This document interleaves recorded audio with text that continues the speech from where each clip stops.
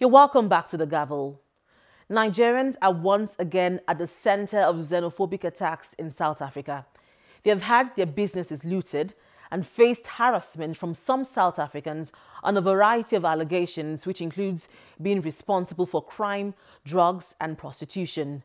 This is not the first incident of xenophobic attacks against Nigerians and other nationals in South Africa. There was an attack of this nature in 2015, and in 2008, at least 62 people were killed in these attacks in South Africa.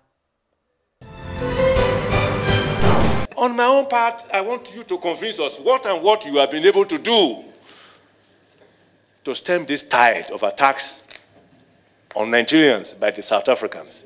A federal lawmaker throwing a direct question at the Minister of State Foreign Affairs. These committee members are hoping to get answers from the Minister of State for Foreign Affairs on what the Nigerian government is doing to protect Nigerians in South Africa from xenophobic attacks. Following the outbreak of these riots and attacks against foreigners, the Ministry of Foreign Affairs immediately instructed the Nigerian High Commission in Pretoria and the Consulate General in Johannesburg to act in concert and ensure that no further escalation of the incidents occurred.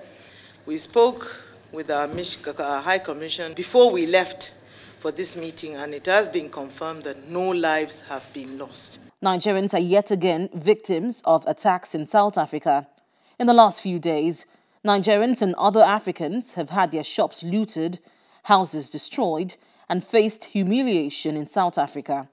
Members of this committee want hard-hitting actions from Nigeria to address what has become a regular occurrence in South Africa. I don't see us doing anything tangible by way of arresting these attacks without this government standing up and having some kind of diplomatic reprisal. After the last xenophobic attack in April 2015, where 10 deaths were recorded and properties looted or destroyed, Nigerians in South Africa are seeking an 84 million naira compensation for damages for properties destroyed. However, the minister told the committee that no compensation has been paid. Committee members expressed displeasure at the manner which the Ministry of Foreign Affairs has so far handled the crisis. So, have you been able to invite Nigerians that lost their properties in 2015 to tell them that, oh, we are negotiating something for you? No, you haven't.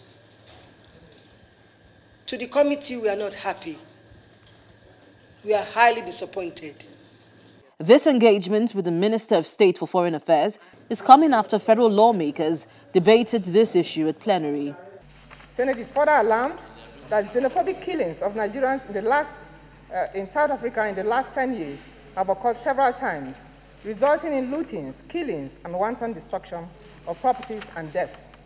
While Nigeria is reacting to the recent xenophobic attacks in South Africa, South Africa's President Jacob Zuma says the narrative that his country is xenophobic is incorrect. We have been staying here with the foreigners centuries ago. Some have come here and settled here. There are no attacks that are always made. The point I was making the other day was that if you observe, you'll realize that we don't have refugee camps in South Africa. Foreigners stay with us. They are not separated or segregated.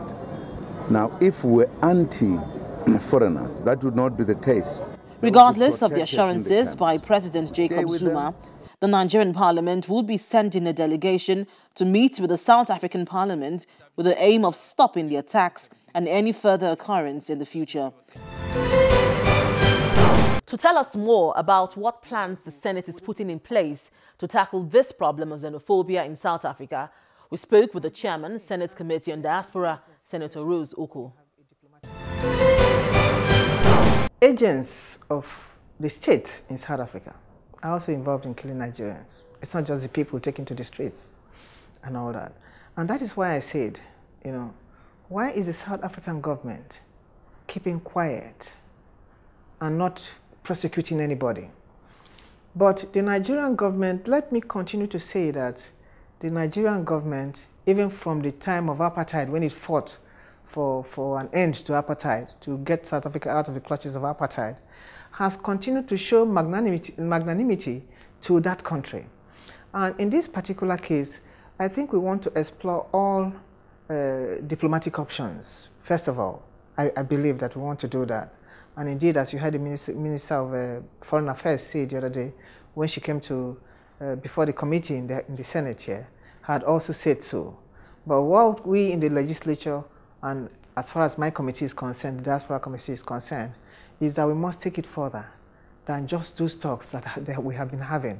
Because each time that it has happened, we have asked the Ministry of Foreign Affairs what actions will be taken, and they have said, continue to say that they are working on it.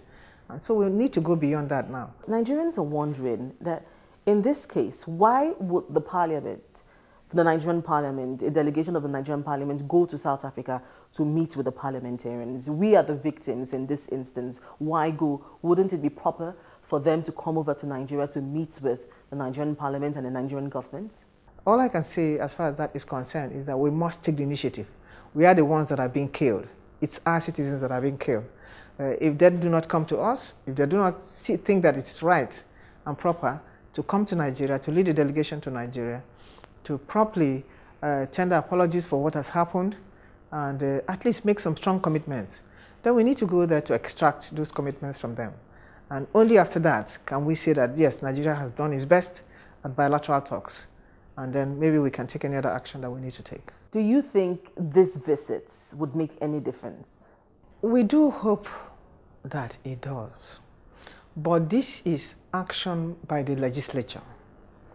Government, the executive arm of government, should also begin to put its acts together and come up with a plan of action as far as this problem is concerned.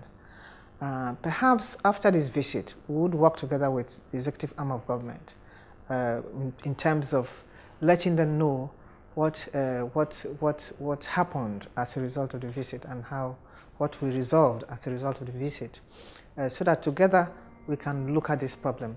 Let me also say that part of my motion was the prayers, was that we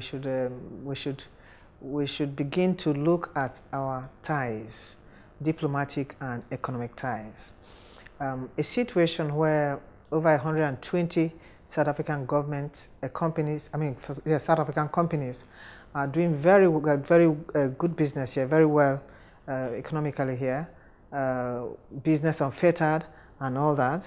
And a few Nigerian companies, a few Nigerian businessmen, not even companies as such, petty businessmen are being chased and hounded in South Africa the way they've been hounded. Then we need to sit down and redefine the terms of engagement of both countries. But in the wisdom of Senate, we have said that we need to go there first. We need to engage in bilateral talks with them first before we do any other thing. Now, you said take it further. I'm talking about this because we need to recall that in the last attack in 2015, Nigerians who had their businesses, destroyed and looted asked for compensation, 83 million naira compensation. Till date, this compensation has not been paid. We don't even know what the status of the arrangement is. Does it appear as if that the South African government is not even taking this matter seriously or as serious as it should? It will seem so, to be honest with you. It will seem so. But maybe we should not jump into conclusions that they are not. But on the face of it, it seems so. What the Nigerian government should do is to pressure. I do not think, and there are ways of pressuring when you have a bilateral diplomatic relationship with countries. There is the issue of reciprocity. And we haven't exhausted, we haven't taken any of these steps yet. I think it's time for the Nigerian government to begin to deliberately pressure the South African government in this matter, as far as this matter is concerned, both diplomatically and economically. Now, this is where we draw the curtains on this week's edition of The Gavel. If you have any views on any of the issues discussed, please email us on thegavel@channelstv.com. Thank you for staying with us and see you again next week.